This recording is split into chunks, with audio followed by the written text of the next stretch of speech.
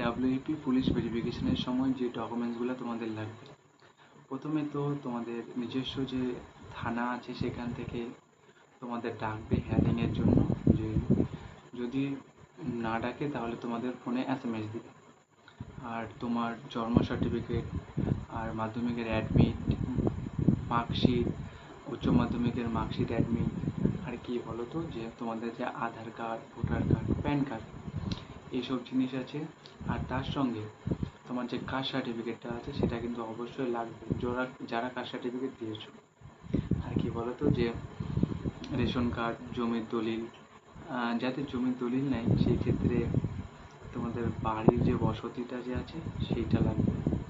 আরেকটা কি বলো তো যে যাদের হয়তো ডকুমেন্টসে ভুল আছে, নামের স্পেলিং বা ডেট অফ বার্থ, তাদের জন্য কিন্তু কোর্টের অ্যাফিডেভিট একদম মাস্ট বি লাগবে, যে এটা হচ্ছে একই ব্যক্তি, আর সেটা ওখানে উল্লেখ করবে। আর কি বলো তো যে তোমাদের জয়েনিংয়ের দিন স্কুল লিভিং সার্টিফিকেট লাগবে, আর হচ্ছে 25 কপি ছবি, 25 কপি ছবি লাগবেই। তো চিন্তার কোনো বিষয় নেই, হয়তো পুজোর আগেই তোমাদের সব জয়েনিং হয়ে যাবে, যেহেতু অভিষেকের কেস উইথড্র হয়ে গেছে অবশ্যই। তো অল দ্য বেস্ট, সবাই ভালো থেকো।